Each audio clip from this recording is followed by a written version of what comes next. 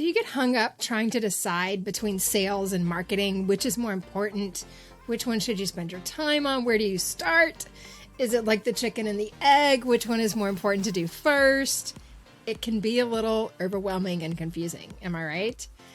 So that is exactly what we're diving into today.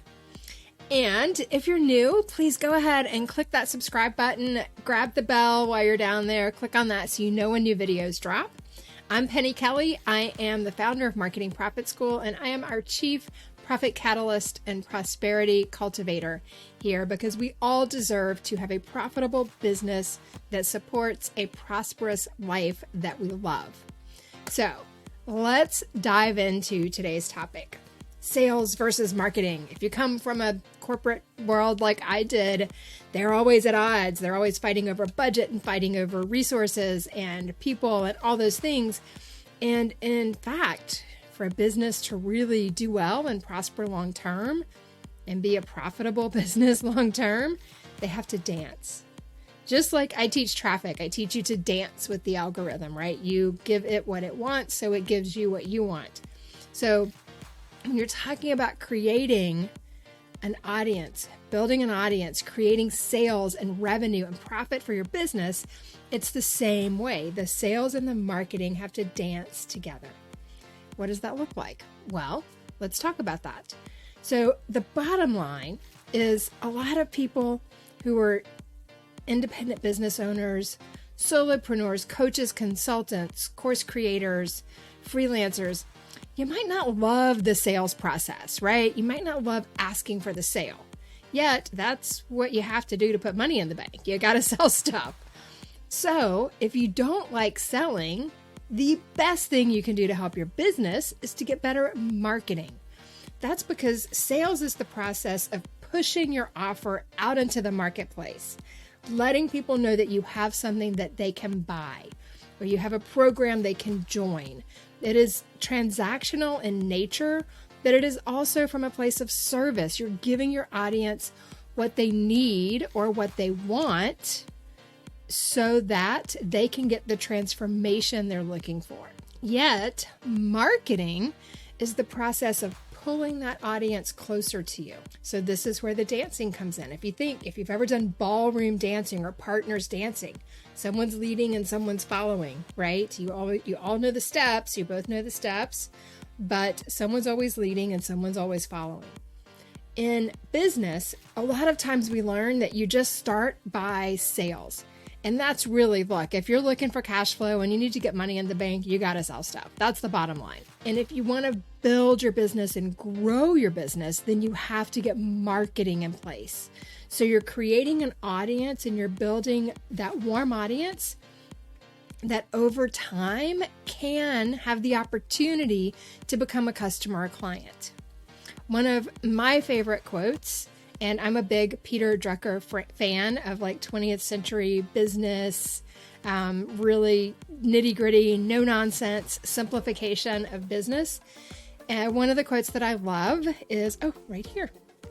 So let the camera get on that a little bit. The aim of marketing is to make selling superfluous.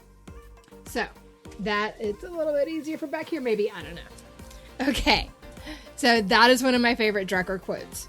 And that is for all the people who really don't love selling, right? The goal of marketing is to make selling easy, almost unnecessary. When we know our audience and our potential customers so well that we position our solutions to the problems they don't even know they have yet right in front of them. So it is just the logical next step. It is the only thing that makes sense is for them to choose to work with us or buy our thing or whatever that is.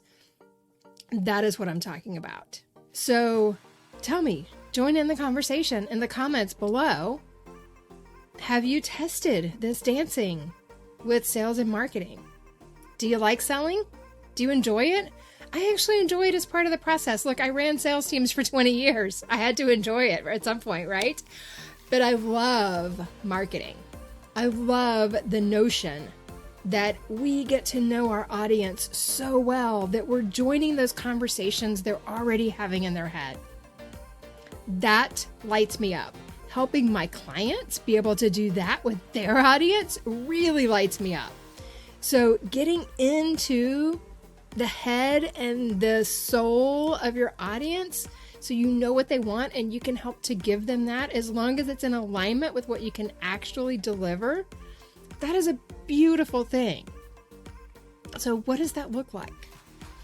Well, a lot of us came into business through this very masculine energy of, push, hustle 24/7, work your 9 to 5, go home and work your 6 to 10 if it's a side hustle until it's good enough that you can leave that job. Or some of us only wanted a side hustle, right? And that's okay too. Whatever you do, you. Most of the clients that I work with are full-time in their business, or they're working to get full-time in their business, or they've been full-time a while and they're kind of stuck at that 100K ceiling. It's a real thing. And sometimes we can bump up against that. And it's really hard to go from that like 75 to 100K up to that like 200, 250 mark in your business. So that's where a lot of the clients I work with are. But I do also work with beginners. So what you have to think about is, especially for female entrepreneurs, kind of embracing that softer side.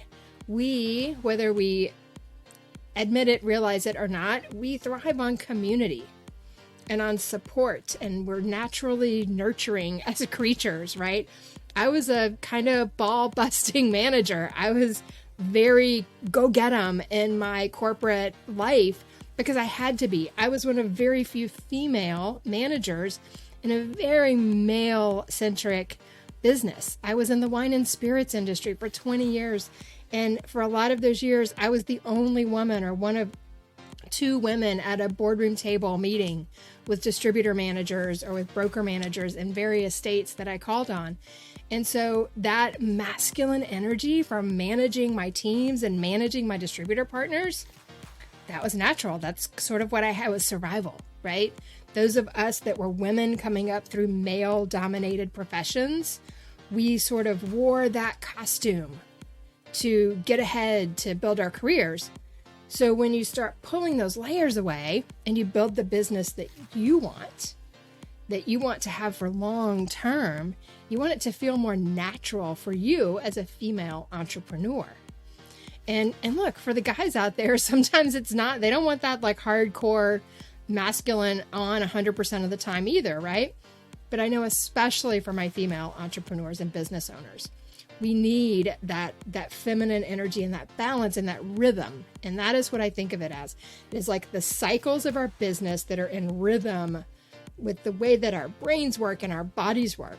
So that is the rhythm of sales and marketing, where you have a launch or a promotional period followed by a fulfillment period. And during that fulfillment period, you're nurturing the audience that didn't buy.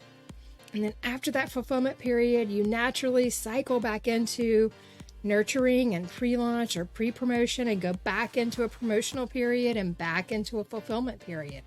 Maybe some of your clients stick with you longer and they're through multiple cycles. But if you're looking to bring new clients in, if you can get yourself into this rhythm of nurture, promote, fulfill, and you just keep doing that over and over until you're getting the results that you want or the growth that you want, and you find the right methodologies online so that you're doing organic things and some paid things and you're layering it so you're not too dependent on any one tactical option out there. If suddenly Facebook or Instagram isn't producing for you the way it used to, then you have something going on at least 1 or 2 other platforms while just focusing on one, right? Let's be clear, you're going to focus on one as your primary, but you're getting really clear on your audience and what it is that they want and how you can deliver to them what they want so that they want to buy from you. And you fulfill in such a way that they cannot wait to tell their friends and family about you, or their friends that they're in a group with on Facebook or whatever that is. Someone who's looking for the thing that you do, they're like, oh, I know someone who does that. You need to get in touch with this person because they can help you. That's what I'm talking about. That is where marketing makes selling superfluous and makes it unnecessary, or at least a whole lot easier.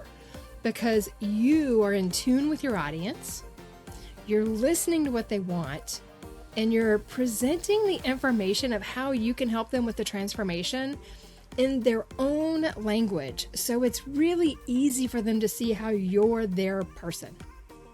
Your solution is meant for them and you're a fit. Then having that sales conversation suddenly gets a whole lot easier. And, frankly, if someone's not a fit, I'd rather get to a really fast no and move on for both of us than try to fit that square peg in that round hole, because that is no fun. We've all had nightmare clients, right? It is no fun when you sort of convince someone you're the right person, or you convince yourself that you can help this person when you know they're not a right fit, or any of those situations are just bad. It's never going to work out well. I guess maybe once or twice you might get lucky, but in general, you're going to save yourself and that client a whole lot of headache and heartache if you get to the no quickly and move on and find the right people. And this is where, when you're in that lead generation phase, you're looking for quality leads. You're helping them raise their hand if they're your person, and you're helping them say, you know what, that doesn't sound like me, and move on if they're not your person. And in the sales phase, you're still doing that. You're reinforcing those messages of this is a fit or this is not a fit. They're going to feel that and they're going to think that. So whether they're intuitively thinking that the thing is the right fit for them, or whether they're logically looking at the numbers and going through it, they're going to know in themselves that you're the right person for them to work with. That makes having the sales conversation or getting them to click on the buy now button or whatever it is a lot easier. So, recap really quickly. And remember, subscribe and click that bell so you know when new videos drop. And to recap, sales or marketing, you need both. Both are essential for your business, especially if you're a solopreneur, if you're doing it on your own, where you have a tiny team, just a couple of contractors. Even with a larger team, if you've built up to a multi-six-figure business and you're trying to get to 7, you need a clear marketing plan that you can execute with all the assets that are needed at each point. So that gets more into like the tools and tactical and strategy part. But in general, from a big picture, 30,000 foot view, or even in a little closer, 10,000 foot view, right? Then it is about getting clear on your rhythm, your sales and marketing rhythm, your pre-promotion, promotion, fulfillment, nurturing throughout, segmenting your audience so you're clear on what phase they're in. They used to say it took between 7 and 12 touches, I think, to get a sale. And now most people that are in marketing research say it's more like 12 to 25 touches. So trust is very low. We have to maybe move a little bit slower and still give people opportunities, but really show that we are there to serve the audience and we want to help them get whatever that transformation is. Whether you're teaching someone how to knit a scarf or bake a cake or grow their business or whatever it is, do bookkeeping, it doesn't matter. It doesn't matter what you're offering. Getting clear on how they think of it and positioning your message so that they're understanding it. That's the key to marketing. That's going to make the sales easier and getting you into that rhythm that you can keep going through month after month, quarter after quarter, and year after year to see phenomenal and exponential growth in your business. Now, if you feel like you're doing all those things and you're just not getting the growth, right? Then I would invite you to take my free quiz to see what is stopping you in your business growth. Discover what your number one business growth blind spot is. You can find the link somewhere around the frame of this video and also in the notes for this video. I look forward to seeing you next time. Join me here back on the channel. Most new videos drop on Mondays. This week is a little bit later because of the holiday week. And I look forward to seeing you next time. If there's anything that you would like a video about, then please drop it in the comments. Let me know. I'm always working on new content and I would love to give you what you want to watch. See you next time.